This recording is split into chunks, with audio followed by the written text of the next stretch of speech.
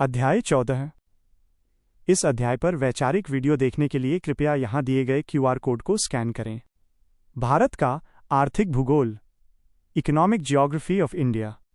अध्याय की रूपरेखा, चैप्टर आउटलाइन। भारत में कृषि, एग्रीकल्चर इन इंडिया। भारत में फसल के मौसम, क्रॉपिंग सीजन्स ऑफ इंडिया। सिंचाई, इरिगेशन, नहरें, कैनाल्स। सूक्ष्म सिंचाई, माइक्रो इरिगेशन। सूक्ष्म सिंचाई के प्रकार, टाइप्स ऑफ माइक्रो इरिगेशन। सूक्ष्म सिंचाई के लाभ, एडवांटेजेस ऑफ माइक्रो इरिगेशन। चुनौतियां, चैलेंजेस। भारत में भूमि उपयोग, लैंड यूज इन इंडिया। शुष्क भूमि कृषि, ड्राई लैंड फार्मिंग। टिकाऊ शुष्क कृषि के लिए रणनीति, strategy for sustainable dry farming. Bharat की महत्वपूर्ण फसलें, important crops of India. Bharat के कृषि जलवायु क्षेत्र, agro climatic regions of India. Bharat की कृषि क्रांतियां, एग्रीकल्चरल रेवोल्यूशंस ऑफ इंडिया। प्राकृतिक कृषि, नेचुरल फार्मिंग। भारतीय कृषि से जुड़ी चुनौतियां, challenges associated with Indian agriculture. अनुबंध कृषि, कॉन्ट्रैक्ट फार्मिंग। खनिज स्रोत, मिनरल रिसोर्सेज, लौह अयस्क संसाधन, आयरन ओर रिसोर्सेज। मैंगनीज संसाधन, मैंगनीज रिसोर्सेज। तांबे के संसाधन, कॉपर रिसोर्सेज। बॉक्साइट संसाधन, बॉक्साइट रिसोर्सेज। अभ्रक संसाधन, माइका रिसोर्सेज। यूरेनियम एवं थोरियम भंडार, uranium and thorium deposits. Tin के भंडार, टिन डिपॉजिट्स। चांदी के भंडार, सिल्वर डिपॉजिट्स। दुर्लभ मृदा तत्व, rare earth elements. Lithium, lithium, चूना पत्थर, लाइमस्टोन, कोबाल्ट, कोबाल्ट, निकेल, निकल, टैटलम, टैंटलम। विद्युत संसाधन, पावर रिसोर्सेज, विद्युत, इलेक्ट्रिसिटी। कोयला भंडार, कोल रिजर्व्स। Petroleum, petroleum, petroleum. प्राकृतिक गैस, नेचुरल गैस। तेल रिफाइनरियां, ऑयल रिफाइनरीज। जल विद्युत, हाइड्रो इलेक्ट्रिसिटी। ताप विद्युत, थर्मल इलेक्ट्रिसिटी। परमाणु ऊर्जा, न्यूक्लियर पावर, सौर ऊर्जा, सोलर एनर्जी। पवन ऊर्जा, विंड एनर्जी। बायोमास ऊर्जा, बायोमास एनर्जी। भूतापीय ऊर्जा, जियोथर्मल एनर्जी। भारत में भूतापीय ऊर्जा की संभावनाएं, geothermal energy potential of India. ज्वारीय ऊर्जा, टाइडल एनर्जी। महासागरीय तापीय ऊर्जा रूपांतरण, ocean thermal energy conversion. Bharat के उद्योग, इंडस्ट्रीज ऑफ इंडिया। भारत के औद्योगिक क्षेत्र, industrial regions of India. Bharat के औद्योगिक गलियारे, industrial corridors of India. 2.1-4.2 Majid Hussain. Bharat एवं विश्व का भूगोल। औद्योगिक गलियारों के लाभ, बेनिफिट्स ऑफ इंडस्ट्रियल कॉरिडोर्स। चुनौतियां, चैलेंजेस। सूती कपड़ा उद्योग, कॉटन टेक्सटाइल इंडस्ट्री। लौह एवं इस्पात उद्योग, iron and steel industry. Bharat में दवा उद्योग, पेट्रोकेमिकल उद्योग, पेट्रोकेमिकल उद्योग। Aluminium industry in India. Bharat में सीमेंट उद्योग, cement industry in India. Bharat में आईटी उद्योग, IT industry in India. Bharat में खाद्य प्रसंस्करण उद्योग। भारत में रेशम उद्योग, silk industry in India. Bharat में जूट उद्योग, jute industry in India. Bharat में चीनी उद्योग, शुगर इंडस्ट्री इन इंडिया। परिवहन एवं संचार, ट्रांसपोर्ट एंड कम्युनिकेशन। परिवहन, ट्रांसपोर्ट, संचार, कम्युनिकेशन। भारत को उपमहाद्वीप क्यों माना जाता है? Why is India considered a subcontinent?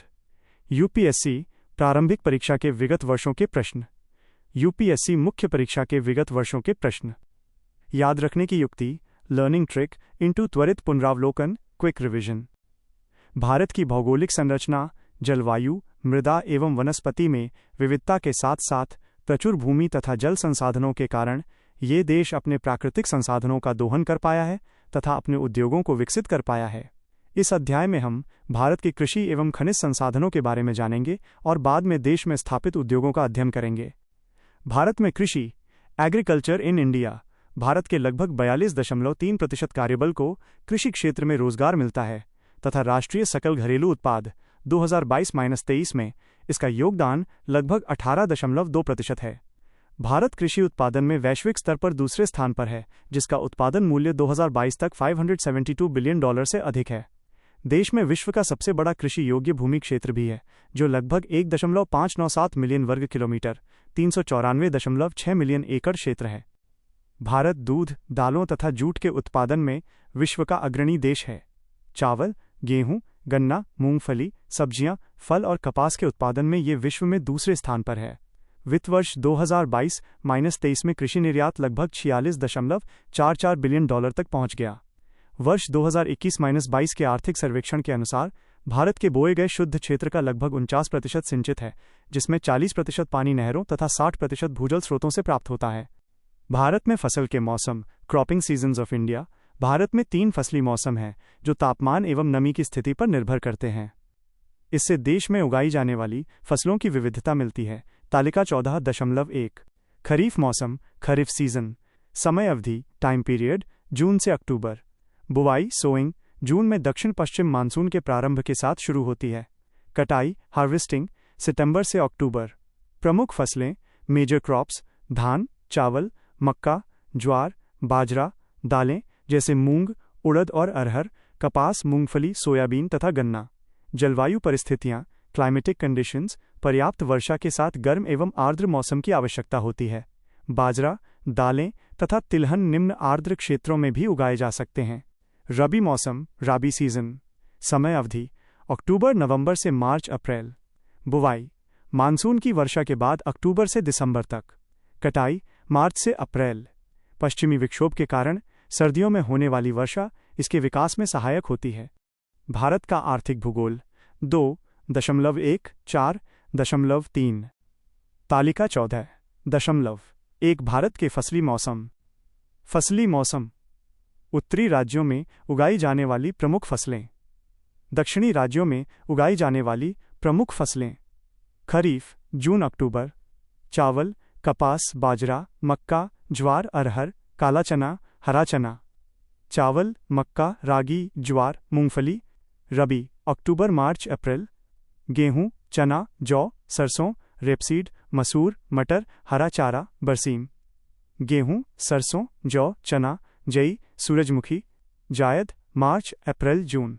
सब्जियां, खीरा, खरबूजा, चारा, खीरा, कद्दू, करेला, तरबूज, खरबूजा, टमाटर, हरी पत्तेदार सब्जियां तथा कुछ छोटी अवधि की दालें जैसे मूंग और उड़द। प्रमुख फसलें, गेहूं, जौ, जई, चना, सरसों, मटर तथा अलसी। जलवायु परिस्थितियां, विकास के लिए शीत एवं शुष्क मौसम तथा कटाई के दौरान गर्म मौसम की आवश्यकता होती है। जायद का मौसम, ज़ैद सीजन। समय अवधि, टाइम पीरियड, मार्च अप्रैल से जून। बुवाई, सोइंग, रबी मौसम के अंत तथा खरीफ मौसम की शुरुआत के बीच। कटाई, हार्वेस्टिंग, जून से जुलाई। प्रमुख फसलें, मेजर क्रॉप्स, तरबूज, खरबूजा, खीरा, सब्जियां, चारा फसलें और कुछ दालें जैसे मूंग एवं उड़द। जलवायु परिस्थितियां, क्लाइमेटिक कंडीशंस, सिंचाई की उपलब्धता के साथ गर्म एवं शुष्क मौसम की आवश्यकता होती है। याद रखने की युक्ति, लर्निंग ट्रिक, भारत के फसल मौसम जनवरी, फरवरी, मार्च, अगस्त, सितंबर, अक्टूबर, नवंबर, दिसंबर। जल स्रोत, खरीफ फसलें दक्षिण पश्चिमी मानसून जोड़ कृत्रिम सिंचाई, रबी फसलें शीतकालीन मानसून जोड़ कृत्रिम सिंचाई, जायद फसलें कृत्रिम सिंचाई, जायद फसलें कृत्रिम सिंचाई। सिंचाई, इरिगेशन, भारतीय कृषि को प्रायः मानसून का जुआ कहा जाता है। वर्षा की उच्च परिवर्तनशीलता वाले क्षेत्रों में सिंचाई की उपलब्धता से फसलों की खेती अधिक विश्वसनीय तथा टिकाऊ बन सकती है। वास्तव में कृषि क्षेत्र की पूरी क्षमता का उपयोग करने के लिए सिंचाई बहुत महत्वपूर्ण है। इसलिए हमारे जल संसाधनों का कुशल उपयोग बहुत महत्व रखता है। देश के कुछ भागों में हर वर्ष सूखा पड़ता है। मानसून की देरी से आने से प्रायः कृषि लाभ कम हो जाते हैं। इसके अलावा सर्दियों की फसलें काफ़ी हद तक सिंचाई पर निर्भर हैं। इन सभी समस्याओं को हल करने के लिए सिंचाई की आवश्यकता है। प्राचीन काल से ही भारत में सिंचाई की जाती रही है तथा अब ये कुल सिंचित क्षेत्र के मामले में विश्व में पहले स्थान पर है।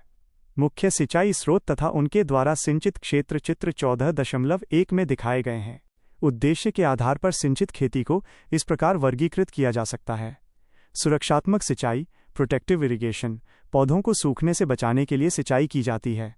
उत्पादक सिंचाई, प्रोडक्टिव इरिगेशन, जब पौधे सिंचाई के बिना भी जीवित रह सकते हैं लेकिन उनकी उत्पादकता सीमित रहती है जब तक कि उन्हें पानी की अधिक निरंतर आपूर्ति न मिले।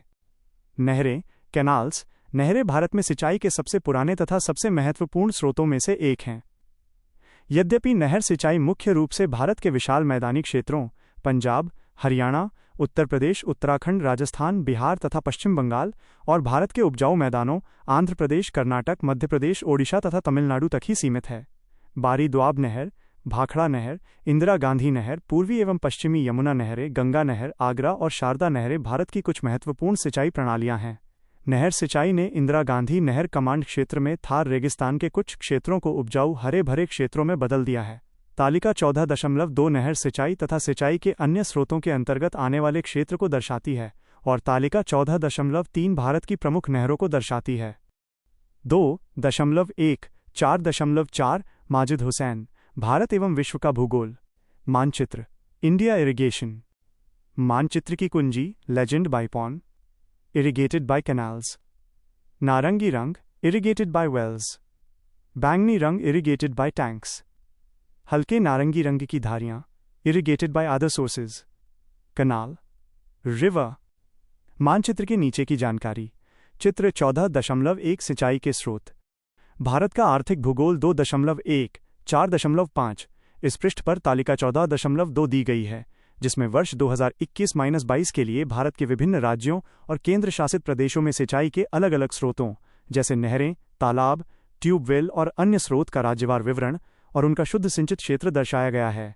भारत का आर्थिक भूगोल 2.1 4.6। तालिका 14.2 कंटिन्यूड।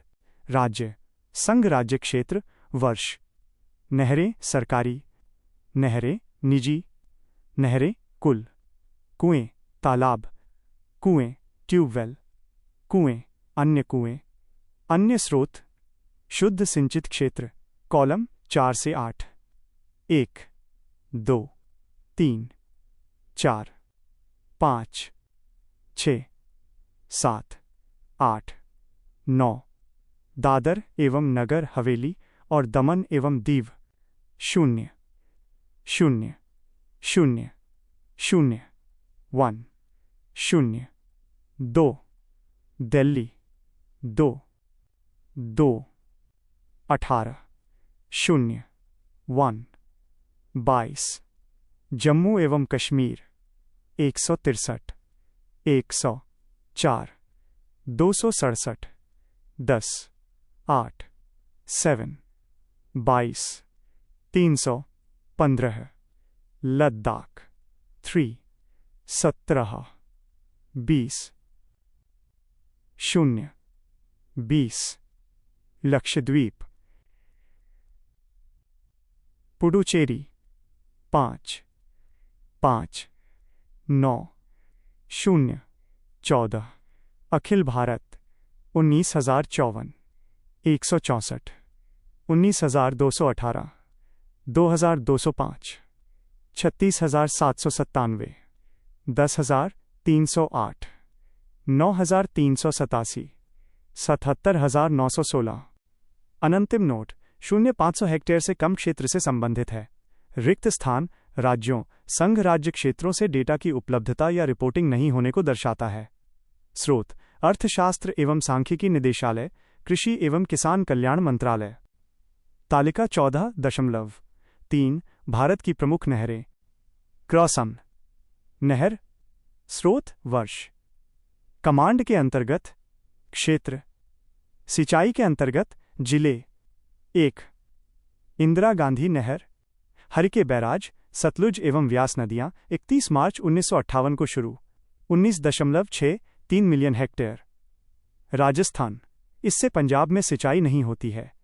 2 भाखड़ा नहर, सतलुज नदी 1954 1.3 मिलियन हेक्टेयर। पंजाब, हरियाणा, राजस्थान, लुधियाना, पटियाला, संगरूर, जालंधर तथा फिरोजपुर। 3 शारदा नहर, भारत नेपाल सीमा के पास बनबसा 1928 में शुरू हुई। 2 मिलियन हेक्टेयर। बरेली, खीरी, पीलीभीत, शाहजहांपुर, हरदोई, लखनऊ, उन्नाव, प्रतापगढ़, सीतापुर, सुल्तानपुर, बाराबंकी, इलाहाबाद, रायबरेली। 4 ऊपरी गंगा नहर, कनखल, हरिद्वार 1954 20 लाख हेक्टेयर। हरिद्वार, मुजफ्फरनगर, मेरठ, गाजियाबाद, बुलंदशहर, अलीगढ़, मथुरा, एटा, मैनपुरी, कानपुर। 5 सरहिंद नहर, रूपनगर, रोपड़ 1.36 मिलियन हेक्टेयर। पटियाला, संगरूर, बठिंडा, लुधियाना, फिरोजपुर, पंजाब, हिसार, सिरसा, फतेहाबाद, हरियाणा। 6 निचली गंगा नहर, नरौरा, बुलंदशहर जिला 1878 1.2 मिलियन हेक्टेयर। बुलंदशहर, अलीगढ़, फर्रुखाबाद, मैनपुरी, एटा, इटावा, कानपुर, इलाहाबाद। 7 बिष्ट दोआब नहर, भाखड़ा नांगल परियोजना का हिस्सा 1.36 मिलियन हेक्टेयर। जालंधर और होशियारपुर। 8.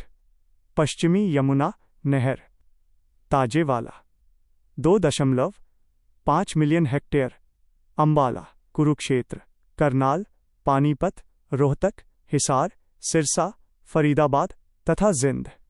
9.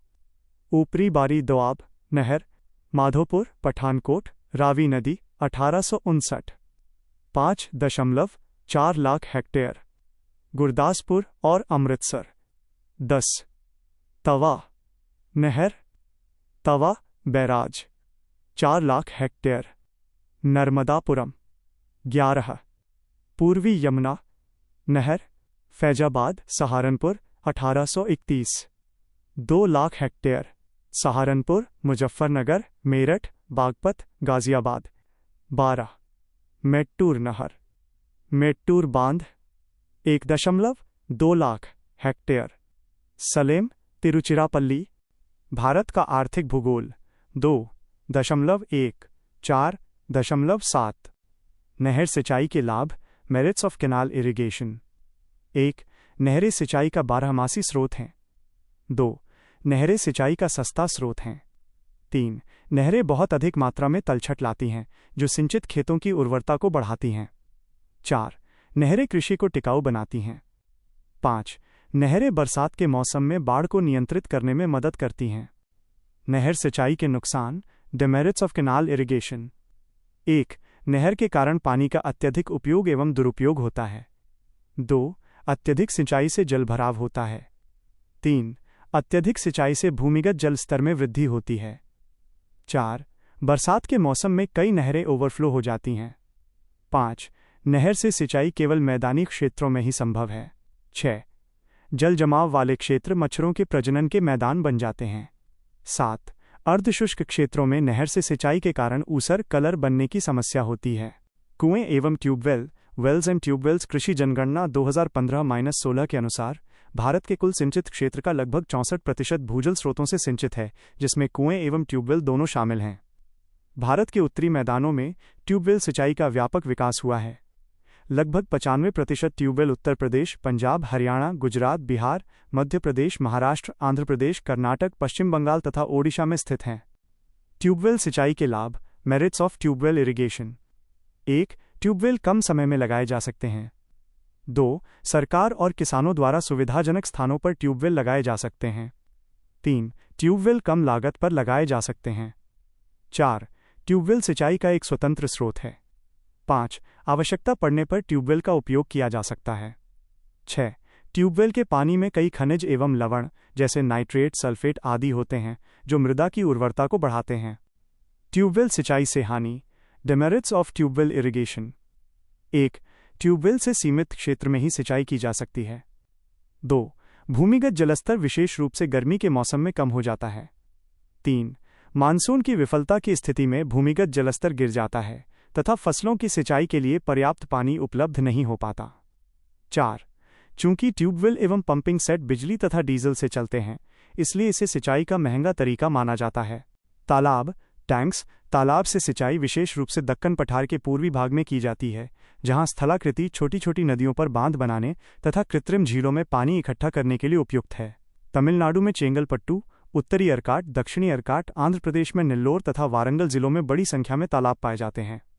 अन्य राज्य जहां ये कम प्रचलित है वे हैं ओडिशा, पश्चिम बंगाल, उत्तर प्रदेश, कर्नाटक तथा महाराष्ट्र। सूक्ष्म सिंचाई, माइक्रो इरिगेशन। सूक्ष्म सिंचाई में ऐसी तकनीकें शामिल हैं जो पौधों की जड़ों तक सीधे पानी पहुंचाकर कृषि में पानी के उपयोग को अनुकूलित करती हैं, जिससे पानी की बर्बादी कम होती है तथा समग्र दक्षता में सुधार होता है।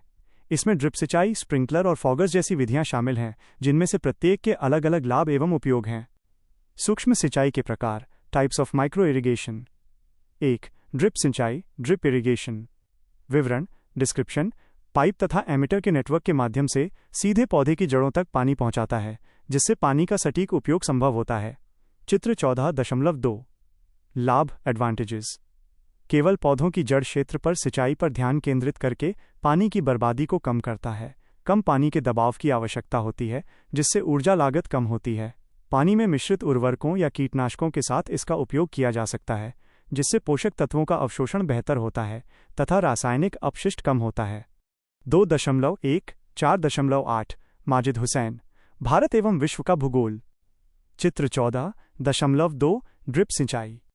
नुकसान, डिसएडवांटेजेस। उपकरणों की खरीद हेतु आरंभ में अधिक निवेश।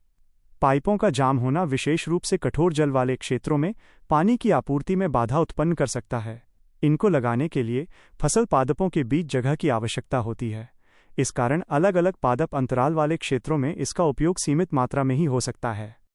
2. स्प्रिंकलर सिंचाई, स्प्रिंकलर इरिगेशन। विवरण डिस्क्रिप्शन। घूमते हुए या स्थिर स्प्रिंकलर के माध्यम से पानी का छिड़काव किया जाता है, जो बड़े क्षेत्र में प्राकृतिक वर्षा की नकल जैसा है। चित्र 14.3। चित्र 14.3 स्प्रिंकलर सिंचाई। लाभ, एडवांटेजेस। सभी प्रकार की मृदा के लिए उपयुक्त है। बड़े क्षेत्रों में समान वितरण प्रदान करता है। इससे खेत को समतल करने की आवश्यकता कम हो जाती है। नुकसान, डिसएडवांटेजेस। हवा के हस्तक्षेप से असमान जल वितरण हो सकता है। विशेष रूप से गर्म जलवायु में पानी के वाष्पीकरण से नुकसान हो सकता है। 3. फॉगर्स। विवरण डिस्क्रिप्शन। यह नमी प्रदान करने के लिए महीन धुंध बनाता है। इसका प्रयोग मुख्य रूप से नाजुक फसलों के लिए नर्सरी या ग्रीन हाउस में उपयोग किया जाता है। चित्र 14.4। लाभ, एडवांटेजेस। आर्द्र वातावरण बनाने तथा यह सुनिश्चित करने के लिए आदर्श है कि नाजुक पौधों को सीधे जलभराव के बिना नमी मिले। हानि, डिसएडवांटेजेस। उच्च वाष्पीकरण के कारण खुले खेतों में सीमित उपयोग। हवा की अधिक संतृप्ति से बचने के लिए सावधानीपूर्वक नियंत्रण की आवश्यकता होती है। चित्र 14.4 फॉगर्स। सूक्ष्म सिंचाई के लाभ, एडवांटेजेस ऑफ माइक्रो इरिगेशन।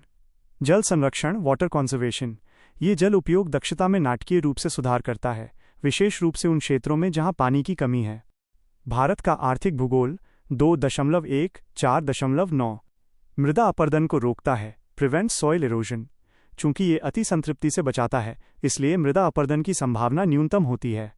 विभिन्न मृदाओं के लिए उपयुक्त, एप्लीकेबल टू वैरीड सॉइल्स। सूक्ष्म सिंचाई सभी प्रकार की मृदाओं और भूभागों के लिए उपयुक्त है।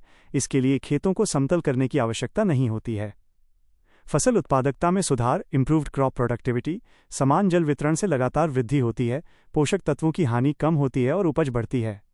चुनौतियाँ, चैलेंजेस। उच्च आरंभिक लागत, हाई इनिशियल कॉस्ट्स। ड्रिप सिंचाई जैसी सूक्ष्म सिंचाई प्रणालियों की स्थापना में महत्वपूर्ण अग्रिम लागत शामिल होती है। रखरखाव की आवश्यकताएं, मेंटेनेंस नीड्स। इस प्रणाली को नियमित रखरखाव की आवश्यकता होती है ताकि रुकावट को रोका जा सके तथा यह सुनिश्चित किया जा सके कि पानी सभी क्षेत्रों में समान रूप से पहुंचे। आवश्यक विशेषज्ञता, एक्सपर्टाइज रिक्वायर्ड। इसके सेटअप एवं संचालन के लिए तकनीकी ज्ञान आवश्यक है, अन्यथा इससे संसाधनों की बर्बादी हो सकती है। भारत में भूमि उपयोग, लैंड यूज इन इंडिया। भूमि राजस्व अभिलेखों के अनुसार भारत में भूमि उपयोग को 9 प्रकारों में वर्गीकृत किया गया है। विवरण तालिका 14.4 में दिया गया है। 1. फॉरेस्ट्स, सरकार द्वारा वन के रूप में नामित क्षेत्र। बंजर एवं ऊसर भूमि, बैरन और वेस्टलैंड, वो भूमि जिस पर वर्तमान तकनीकों से खेती नहीं की जा सकती। गैर कृषि उपयोग में लाई गई भूमि, land put to non agricultural use. इसमें बस्तियां, उद्योग, वाणिज्यिक केंद्र एवं आधारभूत संरचनाएं शामिल हैं।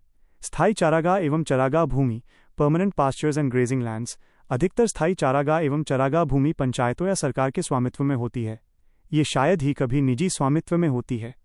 विविध वृक्ष फसलें एवं उपवन, miscellaneous tree crops and groves, बाग एवं फलों के पेड़ों वाले क्षेत्र आते हैं। ये सामान्य रूप से निजी स्वामित्व वाले बागान होते हैं। कृषि योग्य बंजर भूमि, कल्चरेबल वेस्टलैंड। 5 साल से अधिक समय तक बिना कृषि के छोड़ी गई भूमि, लेकिन उसे फिर से प्राप्त किया जा सकता है। वर्तमान परती, करंट फैलो। मृदा को ठीक होने के लिए एक कृषि वर्ष तक बिना कृषि के छोड़ी गई भूमि। वर्तमान परती के अलावा परती, फैलो अदर देन करंट फैलो, 1 से अधिक लेकिन 5 वर्ष से कम समय के लिए परती छोड़ी गई भूमि। शुद्ध बुवाई क्षेत्र, नेट सोन एरिया। फसल की कृषि के लिए उपयोग की जाने वाली भूमि, भूमि जोतों के आकार के लिए तालिका 14.5 देखें। यद्यपि भूमि का कोई टुकड़ा किस श्रेणी में आता है, ये तय नहीं है।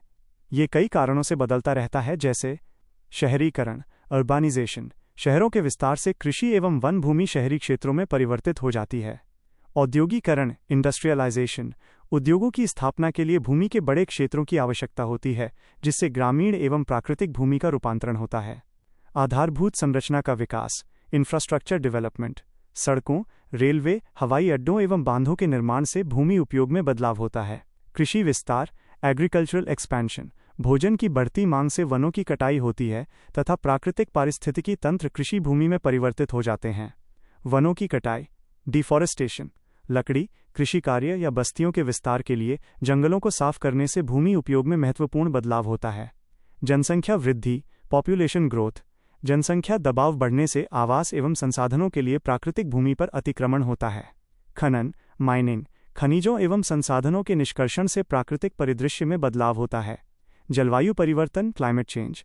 जलवायु परिस्थितियों में बदलाव के कारण कुछ भूमि अपने वर्तमान उपयोग के लिए अनुपयोगी हो सकती है, जिससे भूमि उपयोग में परिवर्तन हो सकता है। भूमि क्षरण, लैंड डिग्रेडेशन। मृदा अपरदन, लवणीकरण एवं क्षरण के अन्य रूप भूमि उपयोग प्रथाओं में परिवर्तन को मजबूर करते हैं। 2.1-4.1 माजिद हुसैन, भारत एवं विश्व का भूगोल। नीति एवं कानून, पॉलिसी एंड लेजिस्लेशन। कुछ भूमि उपयोगों को बढ़ावा देने या प्रतिबंधित करने वाली सरकारी नीतियां भूमि उपयोग के स्वरूप को महत्वपूर्ण रूप से प्रभावित कर सकती हैं। आर्थिक कारक, इकोनॉमिक फैक्टर्स। बदलती आर्थिक गतिविधियां जैसे कि कृषि से रियल एस्टेट में बदलाव भूमि उपयोग परिवर्तन को प्रेरित करती हैं। तकनीकी उन्नति, टेक्नोलॉजिकल एडवांसेस। नई कृषि तकनीकें या भूमि सुधार तकनीकें भूमि उपयोग में परिवर्तन ला सकती हैं। पर्यटन, टूरिज्म। पर्यटन में वृद्धि के लिए अधिक मनोरंजक क्षेत्रों, होटलों तथा अन्य आधारभूत संरचनाओं की आवश्यकता होती है, जिससे प्राकृतिक भू परिदृश्य बदल जाते हैं। प्राकृतिक आपदाएं, नेचुरल डिजास्टर्स। बाढ़, भूकंप तथा सूखे जैसी घटनाएं भूमि को उसके पिछले उपयोग के लिए अनुपयुक्त बना सकती हैं, जिससे परिवर्तन की आवश्यकता पड़ सकती है। तालिका 14.4 भारत सामान्य भूमि उपयोग 2018-19। क्रॉसम। भूमि की श्रेणी, क्षेत्र मिलियन हेक्टेयर में। भूमि उपयोग सांख्यिकी के लिए रिपोर्टिंग क्षेत्र 1 से 9, 3,06,650। 1 वन 72,021। 2 गैर कृषि उपयोग के लिए रखा गया क्षेत्र 27,845। 3 बंजर और गैर कृषि योग्य भूमि 16,554। 4 स्थायी चारागाह और अन्य चारागाह भूमि 10,248। 5 विविध वृक्ष फसलों के अंतर्गत भूमि 2,992। 6 कृषि योग्य बंजर भूमि 11,659। 7 वर्तमान परती भूमि के अलावा परती भूमि 11,128। 8 वर्तमान परती भूमि 13,498। 9 बोया गया शुद्ध क्षेत्र 1,40,705। कृषि भूमि 5+6+7+8+9 1,79,982। कृषि योग्य भूमि 8+9 1,54,203। फसली सघनता बुआई किए गए कुल प्रतिशत क्षेत्र की तुलना में फसल क्षेत्र 155.9। स्रोत भूमि उपयोग सांख्यिकी एक नज़र में 2022-23 कृषि और किसान कल्याण मंत्रालय। तालिका 14.5 भारत में जोत का आकार 2015-16। क्रॉसम। आकार समूह कृषि जनगणना 2015-16 जोतों की संख्या 000 में। संचालित क्षेत्रफल 000 हेक्टेयर में। कुल जोतों में जोतों का प्रतिशत, कुल क्षेत्रफल में से संचालित क्षेत्रफल का प्रतिशत, प्रति जोत औसत संचालित क्षेत्रफल हेक्टेयर में। 1 सीमांत 1.00 हेक्टेयर से कम 1,02,51,37,923। 68.45 24.03 0.38 2 लघु 1.00-2.00 हेक्टेयर 25,809 36,151 17.62 22.91 1.403 अर्धमध्यम 2.00-4.00 हेक्टेयर 13,993 37,619 9.55 23.84 2.6 9, 4, मध्यम 4.00 - 10.00 हेक्टेयर 5561 31,810